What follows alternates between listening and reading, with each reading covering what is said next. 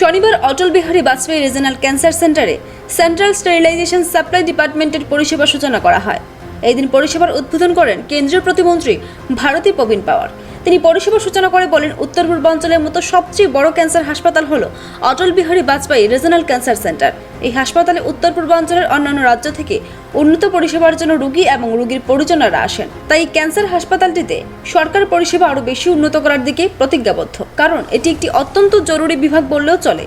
যাতে রোগীরা এসে হাসপাতালে সব ধরনের সুবিধা পায়, তার জন্য এই ধরনের পরিষেবা হাসপাতাল আরও বেশি করে উন্নত করার দিকে গুরুত্ব দিচ্ছে সরকার। এবং হাসপাতাল পরিদর্শন করা হচ্ছে। হাসপাতালে ওটি রয়েছে একটি, আরও কয়েকটি ওটি করা হবে। পাশাপাশি অত্যাধুনিক প্রযুক্তি সম্পন্ন মেশিন হাসপাতালে আনা হবে। বিশেষ করে রাজ্যের প্রত্যেকটি জেলায় যাতে জেনারিক মেডিসিন সহ অ্যাম্বুলেন্স পরিষেবা সঠিকভাবে প্রদান করা হয়, সেদিকে নজর দেওয়া হবে বলে জানান তিনি। आज त्रिपुरा में अगरतला में Atal Bihari Vajpayee regional cancer centre को हम विज़िट कर रहे हैं। मेरे साथ हमारे एमएलए साहब, सारे अधिकारीगण उपस्थित हैं। नॉर्थ ईस्ट में जो हेल्थ को लेके काम पिछले 7 सालों में लगातार चालू है।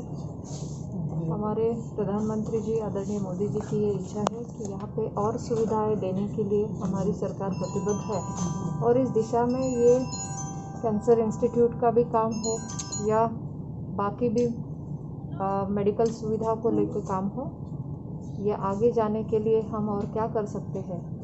और आज मैंने देखा कि ये सेंटर एक अद्ययावत सेंटर के रूप में काम कर रहा है, चाहे वो पेशेंट की स्क्रीनिंग को लेके कैंप करवाने हो, उनकी ट्रीटमेंट को लेके हो, यहाँ के कीमोथेरेपी का यूनिट हो, पोस्ट सर्जिकल वार्ड हो, ओटी भी अभी हमारा एक है, आने वाले दिनों में और उनकी डिमांड भी रही है। और इस ओटी के एक्सपांशन में भी केंद्र सरकार की आगे जाके यही इसमें मदद रहेगी कि एक्सपांशन होके और सुविधा मिले।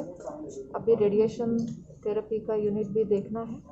तो और अद्ययावत हमारा आधुनिक मशीन से लेके जो हम उपकरणों को ये करते हैं, स्वच्छ करते हैं, तो उसकी भी आधुनिकता मैंने कहीं नहीं, लेकिन यहाँ पे मैंने अच्छे से देखी, तो मुझे लगता है ये बड़ी उपलब्धि हमारे यहाँ के सभी पेशेंट्स को मिल रही है। यहाँ पे आयुष्मान भारत के लाभार्थी हैं, जिन्हें यहाँ पे फ्री में इलाज भी दिया जाता है। जेनेरिक मेडिसिन के साथ भी ये जोड़ा गया है, ताकि किसी को मेडिसिन खरीद के उपचार न करना पड़े, वो भी सुविधा यहाँ पे मिलती है। फ्री में सुविधा मिले और अच्छी सुविधा मिले, यही यहाँ के सेंटर में मैंने देखा। और आगे जाके और भी केंद्र सरकार की और राज्य सरकार की तरफ से यहाँ जो भी सुविधा है और लाने की ज़रूरत है, हम उसके लिए प्रतिबद्ध हैं। ज़रूर अभी त्रिपुरा को लेके आपने देखा होगा कि पिछले 7 सालों में लगातार मेडिकल सुविधा, चाहे वो आयुष्मान भारत को लेके वेलनेस सेंटर जो बन रहे हैं वो है, पीएचसी और सब सेंटर को इंफ्रास्ट्रक्चर में बूस्ट देना हो, और काफ़ी मात्रा में केंद्र सरकार की तरफ से जो भी फंडिंग आती है, तो वो 90% फंडिंग यहाँ पे हम देते हैं। एनएचएम की तरफ से भी है। अभी हाल ही में 23,000 करोड़ का पैकेज भी हुआ, जहाँ की कोविड को लेके थोड़ा और थर्ड वेव के ध्यान में रखते हुए और सुविधा बढ़ानी चाहिए, इस हेतु यहाँ पे भी वो फंडिंग भी अलॉटमेंट हुआ है उस तरीके से कि जहाँ हर एक ज़िले में वो सुविधा मिले, पेडियाट्रिक यूनिट खुले, वहाँ पे एम्बुलेंस की सेवा हो, मेडिसिन की सेवा हो, पीएसए प्लांट, ऑक्सीजन पाइपलाइन, वो सारी सुविधाएं मिले यहाँ तक की केंद्र सरकार की योजना है।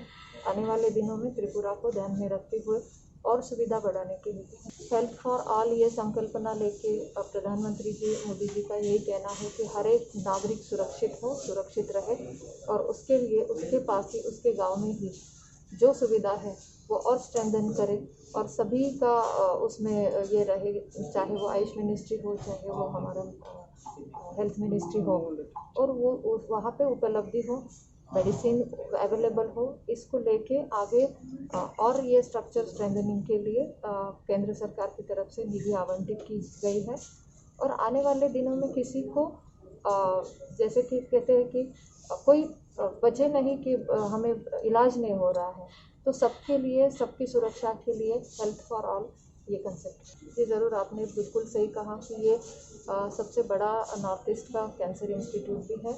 और जैसे कि आपने देखा पिछले दिनों में जब शुरुआत हुई 100 बेड का ही था और अभी बढ़ा के उसको 200 बेड तक लाए हैं।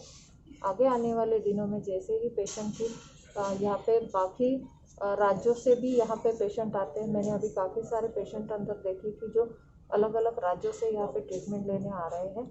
तो ज़रूर आगे आने वाले दिनों में और एक्सपेंशन की ज़रूरत है, लेकिन अभी तो फ़िलहाल यहाँ पे ऑन्को सर्जन, ऑन्कोलॉजिस्ट और ओटी को लेके पहले सुविधाएं उपलब्ध करके और आगे आने वाले दिनों में भी एक्सपेंशन का ज़रूर विचार करेंगे। और हेल्थ मिनिस्ट्री की तरफ से और केंद्र सरकार इस पर ज़रूर ध्यान देके ये और अच्छे से लोगों को सुविधा देने के लिए तैयार।